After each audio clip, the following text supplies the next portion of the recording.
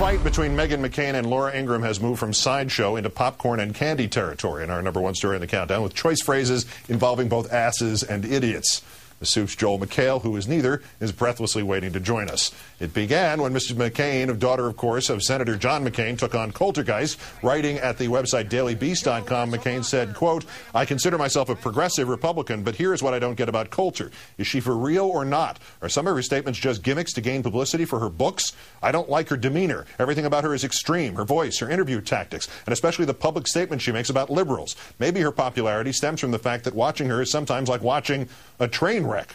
And although Coultergeist did not respond, Ms. Ingraham stepped in, calling McCain, quote, "just another Valley girl gone awry," and referring to her at the end of the day as a, quote, "plus-sized model." First, Ms. McCain responded on her blog that gratuitous insults about her weight were unnecessary. Then she appeared on The View and quoted Tyra Banks.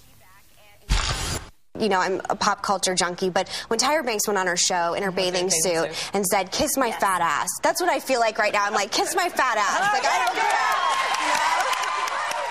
care. Ms. Ingram's response on her blog characterized Ms. McCain as a, quote, "useful idiot." Right here, as promised, the host of the pop culture program of record, Network's The Soup, Joel McHale. Yes, the useful idiot. Hi, how are you? Nice to see you, Nice Keith. to see you. Thanks for cleaning up the set. I spilled about a gallon of water it's here not just a big second problem. ago. Some of the books fell over, too. They're the fake books. Bad. This won't get resolved until we get all three of them in the same room, with Ms. McCain just walking in like an ordinary human being, and Ann Coulter and Laura Ingraham just sliding into that space between the bottom of the door and the top of the floor. Yeah, if they get in the same room, that means the Cylon Civil War will continue, and that means they'll all be there, and if they're Cylons, that's like a 2, a 3, and an 8, Megan being an 8. The other two, not as attractive. Because I like a little... Sorry. Just a little meat on my bones. Well, okay. Okay. There's nothing I can say Sorry, about that. go ahead. It won't get me into more trouble than I You're already right. am on this topic.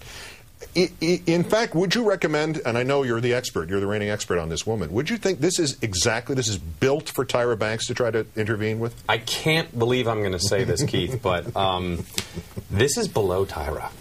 Wow. Just a little bit. But it's nice to know that in probably 200 years, she'll be as well quoted as Ralph Waldo Emerson, I think. Because what, all books have been destroyed and there are no records yeah, so of it'll anything be like that happened? Fahrenheit 451, and it'll just be Tyra quotes. Or rollerball. We lost the 20th and 19th century. Sorry, zero has erased it. Are you quoting the old rollerball, the updated? Okay, who the one saw with LL Cool J? Who saw that? No. There's also no dialogue. Yeah, no.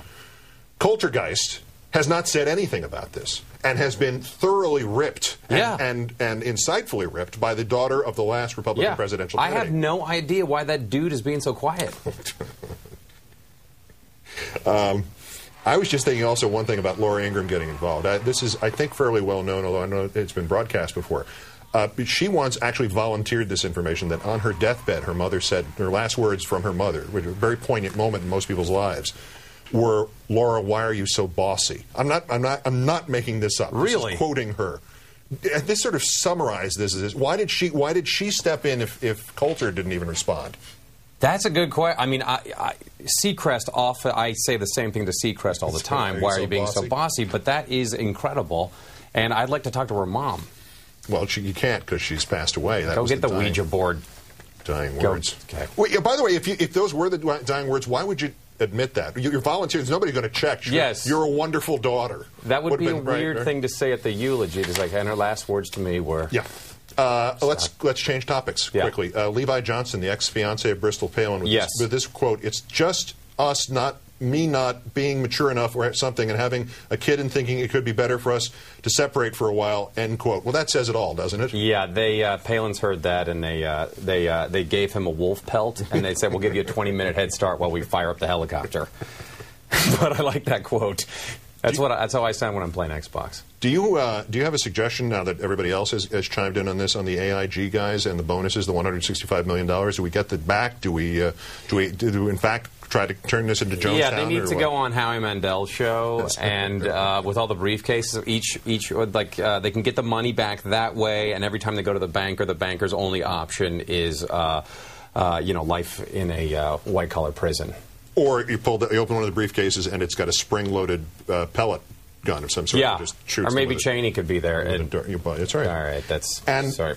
And he could be useful in his post-vice presidential career. Speaking of post-careers, the protests in Canada involved throwing shoes at the poster of Mr. Bush. That's a Canadian protest. They're not really the real guy, just the poster. I wanted to know, I mean, Bush is going up there. They're just, he's there already. He's there. Why did they have the reception at a Foot Locker? That's right. I mean, I feel like it was set up that way. And, yeah. And Joel McHale, the host of The Soup.